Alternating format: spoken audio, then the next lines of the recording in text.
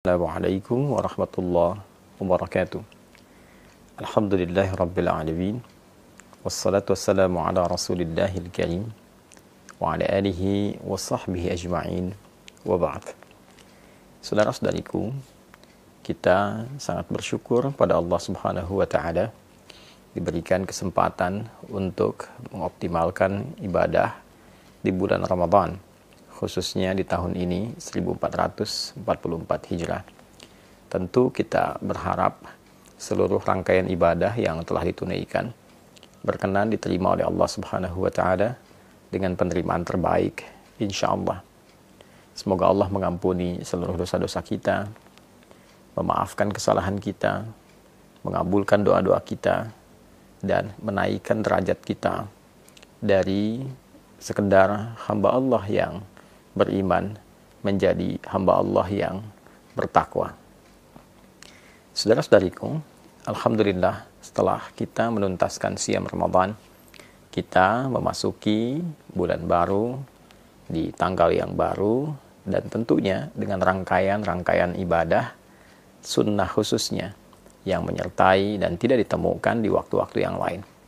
Syawal adalah bulan spesial saat hari pertamanya, selain melepaskan kita dengan rangkaian ibadah Ramadan, juga menghadirkan rangkaian ibadah sunnah-sunnah yang hanya ditunaikan di waktu itu saja.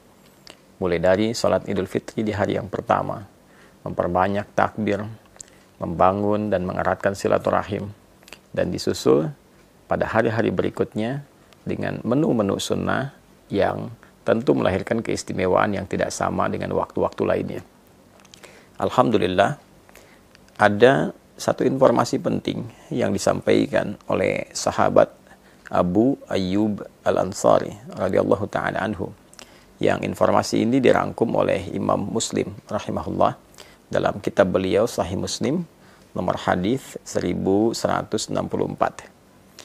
Informasi ini bersambung hingga ke Rasulullah SAW saat beliau bersabda, "Man shoma Ramadana wa atba'ahu sittan min Syawal faka'annama yasumud dahra."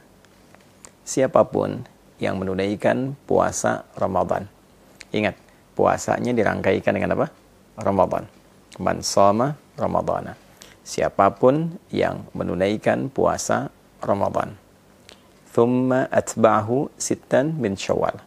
Lalu diikuti dengan menunaikan puasa sunnah di bulan Syawal sebanyak 6 hari. Nah, 6 hari ini bisa dilakukan berturut-turut. Misal, Anda memulai, misalnya ada yang bahkan sudah di hari ini, di hari Senin. Ada yang memulai di hari Selasa atau Rabu misalnya. Silahkan. Bisa dilakukan berturut-turut. Kalau Anda mulai di hari Senin, saat ini sudah dilakukan misalnya, alhamdulillah, maka Senin, Selasa, Rabu, Kamis, Jumat, Sabtu. Ada yang melakukan di hari Selasa misalnya, ya, bisa Anda lakukan di Selasa, Rabu, Kamis, Jumat, Sabtu, Ahad. Ini yang berturut-turut.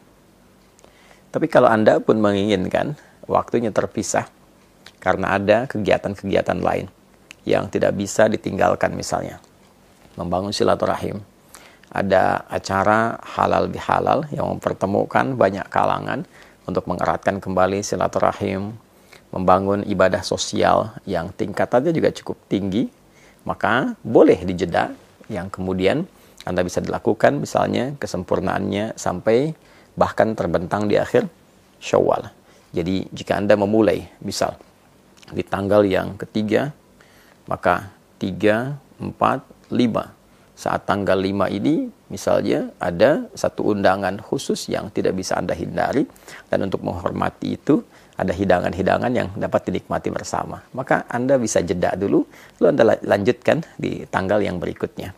5 misalnya jeda, 6, 7, 8, dan seterusnya sampai 6 hari. Atau juga mungkin di sela-sela itu ada yang terjeda, ya yang penting Anda mengambil, tidak harus berurutan, ya berurutan tadi dilakukan baik, tidak berurutan pun tidak ada masalah. 6 hari itu. Jika bisa dilakukan, maka faka'annama yasumu ad-dahra. Maka seakan-akan orang yang menyempurnakan puasa Ramadan ditambah dengan 6 hari, di bulan Syawal itu faka'annama yasumud dahra, seakan-akan dia menyempurnakan puasa sepanjang tahun. Ada sebagian ulama yang melogikakan dengan menghitung, dengan pendekatan jika kita menunaikan puasa di bulan Ramadan selama sebulan, baik 29 ataupun 30 hari. Dikalikan setiap harinya 10 kebaikan.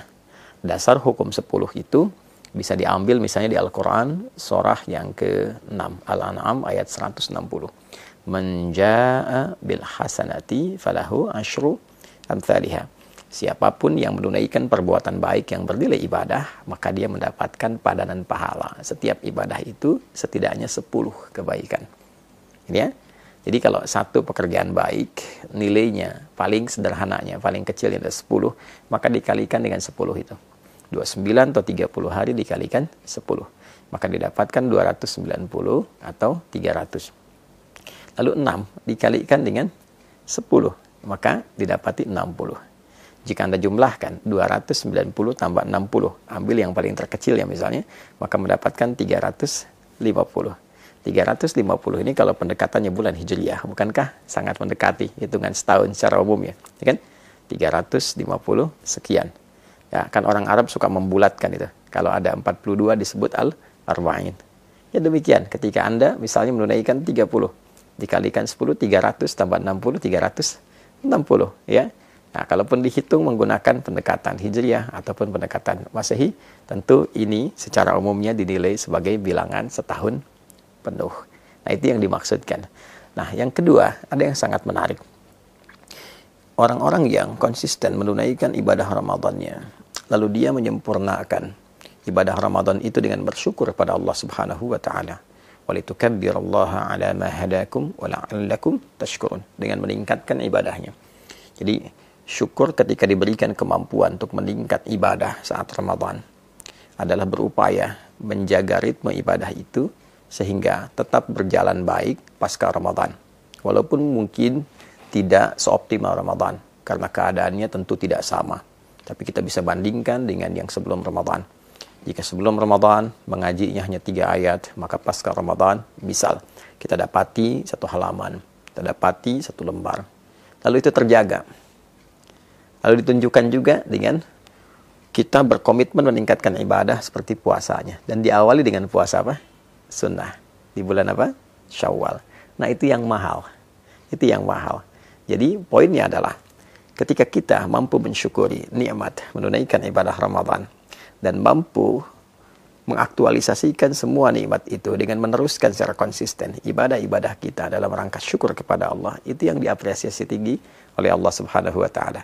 Sehingga nilai puasa kita bukan terbatas di Ramadan, tapi seakan-akan setiap waktu terjaga sampai ketemu Ramadan kembali. Itu esensinya.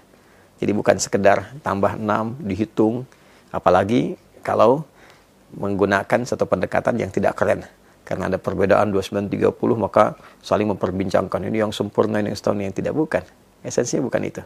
Esensinya bagaimana kita bisa menjaga spirit Ramadan kita sehingga berlangsung secara kontinu sampai dengan akhir di bulan Ramadan itu, terus berlanjut 11 bulan berikutnya sehingga terjaga kondisi spiritualitas kita seakan-akan kita dalam kondisi puasa selama setahun. Itu poinnya ya. Jadi memahami makna secara real, memahami lafzi tadi, memahami makna secara kontekstual. Ada yang tekstual, ada yang kontekstual. Kalau kita padukan keduanya secara tekstual, pahalanya seakan-akan didapati selama setahun. Secara kontekstual, dia terjaga selama setahun dengan spirit puasanya. Dia meningkat ibadah, dia menghindari dosa sampai dia bertemu Ramadan berikutnya. Kalau mampu dilakukan seperti itu, maka ada kebanggaan saat dia pulang menghadap Allah Subhanahu wa taala. Lis-shaimi farhatani. Ada 2 kebahagiaan, kebanggaan bagi orang yang telah menunaikan puasa. Farhatun 'inda yuftir. Maka kebahagiaan pertama ketika dia tengah berbuka, saat dia puncaknya memasuki Idul Fitri. Dan yang kedua, saat ia menghadap kepada Rabb-nya, membawa pahala puasanya karena berhasil menaklukkan nafsunya dan berhasil menjaga ritme puasanya dalam kondisi spiritual yang baik sampai di ujung wafatnya. Semoga kita semua digolongkan pada golongan-golongan terbaik yang mampu menjaga ritme ibadah kita pasca Ramadan, meningkatkan kemampuan terbaik kita dalam mengabdi kepada Allah dimulai di bulan Syawal ini, dan insya Allah wafat dalam keadaan husnul khatimah. Adi Hidayat. Assalamualaikum warahmatullahi wabarakatuh.